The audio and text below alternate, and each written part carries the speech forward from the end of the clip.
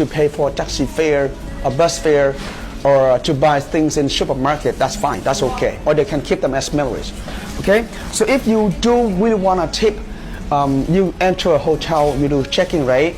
I suggest that you tip this amount. 20,000 means about $1 to the bellboy who helps you to bring your luggage to the room. Okay.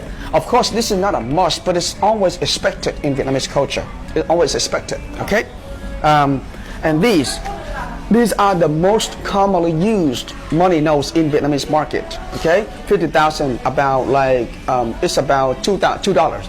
So it depends on how generous you are and how happy you are with the service. You can give even $1 or $2, and it depends. Okay, if you travel in a group of 10-20 people, the tour guide should reserve something like about $20, and the driver reserve about $10 per day. If you travel with 10 people in a group for one day, 10 of you give the driver $10. So this means only $1 each. It's not much, right?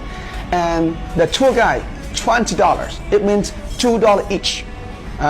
It doesn't mean that $10 per tourist, $10 per bus.